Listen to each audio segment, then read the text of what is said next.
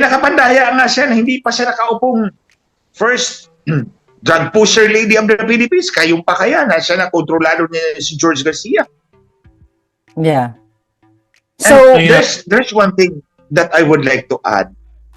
Kanina sa sinabi ni Professor Ana Aticler, mga kababayan, aside from, of course, consolidating political power, i-trade talaga niya yung pagpakapanalo ng boto for impeachment kay Inday Sara. That's one, first and foremost. Pangalawa, extending the Constitution. Tatanggalin niya, changing the Constitution rather, tatanggalin niya yung mga balakid ng mga senador dyan. Of course, preparing for the 2028 presidential election was the most, I think, ang ever-present na concern niya is yung American support, which he does not have. Wala siyang suporta kay President Trump. Hindi tulad kay Biden. Hindi tulad kay Biden, na kay Biden obvious yung pinapakita naman ni Biden, sinusuporta niya. Puppet siya ni Biden. And he loves the optics. At least may optics siyang may papakita sa taong bayan to forestall the military from acting. Wag kayong umiksena dyan. See, I'm back with the Americans. But that's not happening now sa panahon ni Trump. That's why, Professor Ana, I hope you will agree, he needs to consolidate political power. Yes. Kailangan niya magtalaga ng maraming foot soldiers politically because wala na siyang backer from Washington. Kasi hindi siya na-imbita ni Donald Trump. Ayun na nga. Sabi ko nga kay Ate Claire, nung nag-cruise kami, susulatan natin si Trump na hindi pa nananalo. Na ito ay mandaraya. Kasi ayaw niya sa mandaraya. And in fact, sinulatan nga namin si Trump. At in-acknowledge naman nila na natanggap nila yung packet namin. Yung dossier namin. Ang tanong nga may magagawa bang mamamayan? Mukhang kontrolado nila yung makina. Kailangan hawak nila mga pin. Mukhang wala na tayong magagawa dahil ito'y automated. Ito talaga yung winarning namin sa Supreme Court dun sa kaso sa 2010.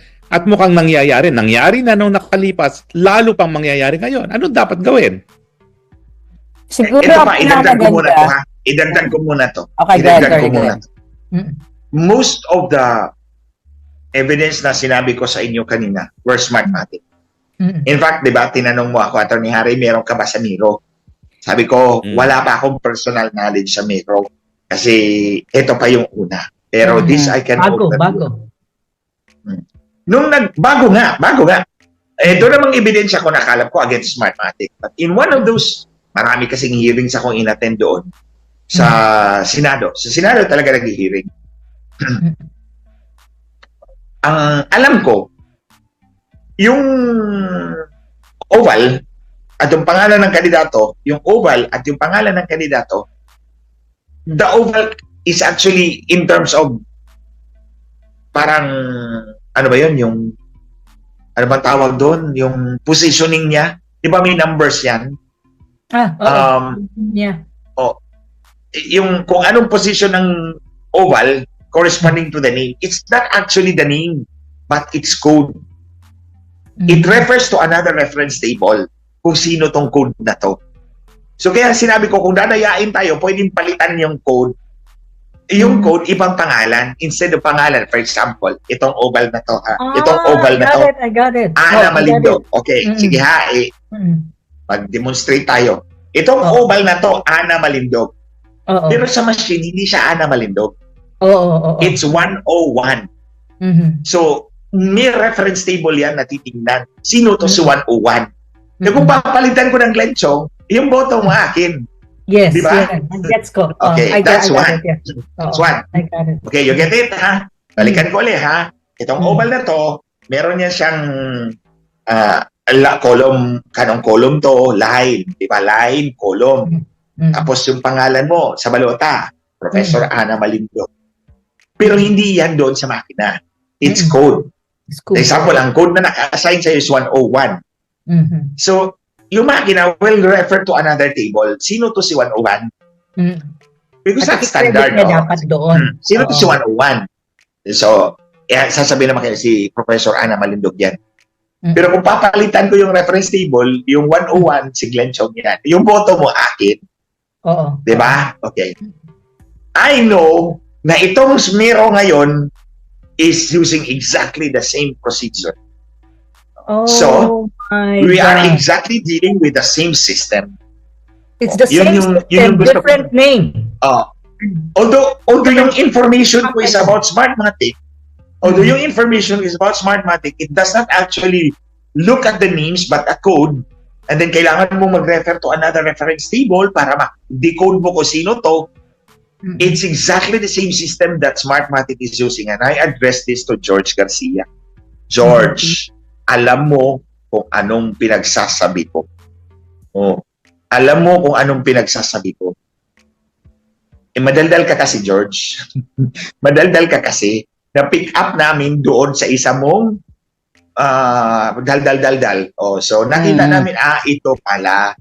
It's no different from Smartmatic. So, the cheating would be no different as well. Kasi parehas ang parehas ang So, walang diferensya. Pareho lang. walang Ang diferensya, Smartmatic parehas na ang system system. at ang Miro. So, and then, believe me mga kababayan, pag si Lisa Marcos ang magsabi, huwag kayong maniwala. This person is the most transactional person I've ever seen in 50 years I've been walking this earth. Well, pakinggan naman natin itong Ibibenta kayo. Attorney Glenn, pakinggan naman natin itong si Chris Icalina ng Hakbang ng Maisog International. Chris, go ahead please. Attorney Harry, wait muna. Wait. Can I excuse for 15 minutes? I'll just eat my dinner. Sige. And then I come back. Sige, yes, habang yes, pinakikinggan natin itong mga Sige. viewers natin, no? Come back. Okay, Just sige, give me sige, 15 Attorney minutes. Glenn. Ano mo lang, ano mo lang Sige, ang Glenn, i-close nyo lang yung video, pero dyan lang Yes, kayo. yes. Si Glenn at si Maisog. Hello, go ahead. Maisog International. Maisog International. Okay, wait lang. Kumakain Si lang Gian si Attorney Carlo ba yan? O yung isa? Giancarlo. Okay. Si Gian ba? Okay. Si Gian ang tinawag nyo? Stu? Sino ba Okay. yung Hindi, yung natawag ko maisog. kanina? Yung maisog, Maisog? ano. Maisog. Ito si Camila? Yan yun, Camille. Camille. Oo, Camila. Sige. You can unmute na po. That's it. So much. Ayan. Okay. Ayan na, ma'am. Ma'am Camila. Yes. Naka-unmute. Please unmute yourself po. Camila Iman. Pwede nyo na pong i-unmute yung sarili nyo. Unmute nyo po. Nawala. Okay. Ayan. Ayan, magandang hapon po sa inyong lahat. Attorney Roque, Prof. Yes. Maharlika, magandang hapon. Glad to see you all here. Nabigyan din tayo ng chance. Eto nga, nakikinig po ako sa inyo, And worried po ako at ang aking community dito sa United Arab Emirates kasi nga po, alam naman natin na may dayaang mangyayari talaga sa darating na eleksyon. Ano po ba ang dapat talaga nating gawin para talaga kasi natatakot kami yung 2022 na bumoto kami, of course, same pa rin naman siguro yung proseso, shaded pa rin. So, ganun pa rin siya. So, kung ano yung proseso procedure noong nakaraang 2022, same pa rin sa ngayon. So, kami, sa community, kasi Maisog UAE kami, nag-uusap-usap kami at ang aking Wow Vlog Worldwide Community kung ano bang maitutulong namin bilang mga nasa ibang bansa tayo ng mga OFWs na para talagang maiwasan ba yung dayaan, mabantayan yung mangyayaring dayaan. Dahil ayaw na natin ang ganitong governance. Sobrang na tayo, kawawa yung mga nasa Pilipinas. Kawawa sila na sense na parang wala nang buhay talaga ba? Kaya nga kami sumuporta noon kay BBM sa pakiusap ni VP Inday Sara. Dahil nga, yung sinasabi nating uniting, ipagpapatuloy ko ano yun ang simulan pero hindi nangyari.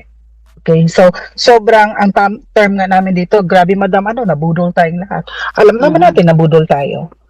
Ngayon, this time, naway, yung ating mga kaalyansa talaga, ang maupo sa Senado. So ano ba dapat bilang mga OFWs, ano bang aming magiging papel? Well, Kasama rin sasagutin tayo. po yan, Kasama ha? rin kami. Oo, Opo, Attorney sasagutin po Roque. yan ni Attorney Wala. Glenn Chong, no? Kasi ang isang solusyon dyan, siguraduhin nyo yung resibo nyo, tama yung binasa ng makina, no? Kasi Yeah. automated din naman kayo dyan, so siguraduhin nyo yan. Pangalawa, siguro yung mga watchers, dapat i-collate nyo kung sino yung mga bumoto doon sa mga polling precincts, nang sa ganon, kapag yan ay kinanbas at sino matutal, meron din kayong sumatutel na tama. Kasi kapag preloaded na yung resulta sa flash disk, mabubuking nyo yan, no? Kasi meron pa namang paper receipt din, eh. So kung po pwede talaga, i-collate nyo yung mga resibo ng boto, no? Yun yung naiisip kong gawin, no? Dahil hindi naman ganun kadami yung dumudumog sa embassy para bumoto nung araw ng election, baka kaya nyo naman gawin yan. Pero maya-maya, si Glenn Chong ay tatanungin din natin. Kasi yun talagang tanong ko. Nung kami nagpunta ng Supreme Court noong 2010, gusto naming pigilin dahil wala talagang garantiya na hindi magkaka-hacking at hindi mapapalitan ng boto. Ito ang dahilan kung bakit yung mga bansa gaya ng Germany, ng France, ng Ireland, bumalik na sa manual voting. Pero tayo nagpipilit pa rin kasi mukhang mas madali ngayon at walang Mas solusyon dayain. talaga. Kasi nga, yung garantiya mo against hacking, wala talaga, no? Kahit ano naman, nahahack talaga, no? Pero mamaya siguro tanongin natin si Glenn Chong, ha? So, Yeah. diyan ka lang, Amelia, habang inaantay natin si Attorney Glenn. Pero Maharlika, may dadagdag ka? Alam mo, lahat ng tayo, yun yung concern. At tama yung sinabi mo, Attorney Harry. Kasi yun yung mga usual na advice, no, ng ating mga eksperto like Attorney Glenn Chong, mag-agree siya na dapat isiguraduhin natin kung tama yung nailagay dun sa voter receipt, nag-match ba, babantayan niyo yung transmission ng mga resulta ng boto. Alam mo, lahat naman yan ginagawa natin. Tapos talagang mapagmasid tayo at lagi natin naririnig, dapat mag-demand tayo ng transparency sa COMELEC. Kaso hindi yan nangyayari dahil nga ang intensyon ng gobyerno is talagang dayain ng halalan. So kahit anong gawin natin talaga, may mandaraya na gobyerno, na gobyernong Marcos. So isa sa naririnig natin diyan na dapat i-overwhelm yung votes para mahirapan sila mandaya. Pero kasi, ang pandaraya is digital.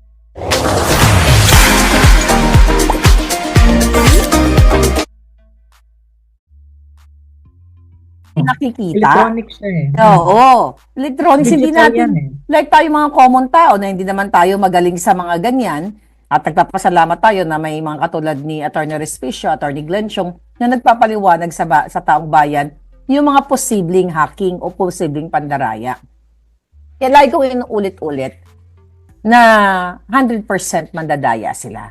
Ako, i-insist ko, narinig nyo na kanina, ang ultimate solution para mawakasan ng pandaraya, kumilos ang taong bayan.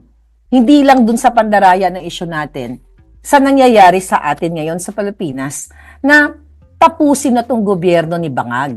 Paano yung tapusin? Magsalita ang taong bayan na tama na. Sobra na ang panggagago ng gobyerno ito. Hindi lang sa darating na dayaan o mga nakaraang dayaan na ginawa nila, yung mga nangyayaring krimen, patayan, my God. So, doon ako, yun ang bottom line ng problema talaga natin. So, para sa akin, kung kaya nating magsalita yung mga taong bayan, kasi paulit-ulit lang yung problema natin, election na naman. Then after election, magnangak-ngak na naman tayo. So nakakalungkot. Suppress tayo, patatahimikin tayo, katulad na ginagawa kay Attorney Respicio. So may mangyayaring dayaan. It's sad dahil wala talagang matino dyan sa COMELEC na yan. So lahat ng worries ninyo, lahat ng mga concern nyo, concern din namin yan. Ang pinaka-ultimate solution talaga, kasi masyado kung, alam nyo naman, straightforward talaga, kung pwedeng tapusin na natin yan as soon as possible, we have to end them. Kasi talagang bababuyin nila kayo, not only sa election, every day, every minute ng buhay ng Pilipino. So yun lang ang mga comment ko doon. Attorney Harry. Mag-comment lang ako saglit, spokes ha. comment lang ako. Ako nag-agree kasi ako kay Mother Dragon eh. Kasi kahit sa lahat ng interviews ko when they are asking me about election, especially itong midterm election, at sinasabi nila with all the issues na kinaharap ng bansa, ang daming nangyayari sa Pilipinas, tinatanong ako, even I was interviewed abroad, international media, no? Or even yung mga very famous na vloggers na some of them are actually foreigners like Americans, no? Tinatanong nila ako, ano bang tingin mong solusyon? Sabi ko, election is not the solution to the problem of the Philippines. Yeah. Ako naniniwala ako dun, bakit? Kasi look at what is happening to the country from after the Second World War until now. Look at those people, kung sino ang nandyan. Anong klaseng politika mayroong Pilipinas? We cannot deny the fact that we're still a patron-client and patronage politics. Malakas yun, at kung sino yung nandyan, kopong-kopong pa andyan na sila. Kasi yun ang problema ng Pilipinas. So, kung ako tatanungin mo talaga, sabi, nag-agree talaga ako kay Mother Dragon. Ang eleksyon sa Pilipinas is not the solution. It's not actually true that they represent the voice of the Filipino people. They don't. Especially yung House. No, they don't. Kaya nga sinasabi ko, if there is another way, hopefully there is. Diba? Pero ako talaga, pero wala nga tayong magawa. Kasi nandito nga tayo sa sitwasyon na, yun nga, it's based on our constitution na every 3 years may midterm election ka, then after 6 years you have a presidential election. And because the constitution is the basic law of the land, we follow that. Pero ang tanong nga, hanggang kailan mo ifa-follow yan? Kung ang election mo is actually not a representation of genuine democracy, because we have a flawed democracy in the country. I'm sorry, but that is really how I read it. Mula nang pinanganak ako hanggang ngayon, na I'm already in my early 40s, ganun talaga ang nakikita ko. Pinag-aralan ko na yan. So, ang sinasabi ko lang, yung concerns natin sa election na to is very valid. Valid talaga yan. Ang tanong ko nga, with this automated election, tama din sa attorney, tinatanong ko rin yan sa akin na, paano mo ba ito maiiwasan? Kasi, to be very frank, very komplikado ang paano mo ang comprehensive audit pagdating sa automated election, very complicated. Kanina nga lang ina-explain ni Attorney Glenn, yung balota na may i-shade mo, yung pangalan na naka-ascribe doon is pangalan ko halimbawa. Pero ang code niyan is dapat pangalan ko, number yan like Mahardika 101, Malindog 102. Pero kapag yung may hawak nung yung reference point, yung humahawak nun, pabaguhin niya, gagawin niyang Harry Roque. Pag binasa ng machine yan, kasi ang machine is a machine, it's program eh. Kung anong program sa kanya, yun lang gagawin niya, hindi naman tao yan na mag-a-analyze pa. Pag binago yung reference point nung code mo, na pangalan mo, lalagay nila, halimbawa sa akin na code is yung reference ginawang Harry, di ang boto ko mapunta na kay Harry. At wala kang magagawa nun. Wala ka talaga magagawa kasi internal yan eh. Mahirap mong, ang pag-trace niyan kapag nagreklamo ka, halimbawa pagkatapos na nadaya ka, it will take you years and years before you even know kung nadaya ka talaga o hindi. Or wala ng result. Or ito talaga ang totoo dito. Pero at the end of the day, nasa election tayo eh. So, tinatry pa rin natin malaman kung paano nga ba natin magiging vigilant pa rin sa darating na midterm election. Kasi at the end of the day, we are in an election period.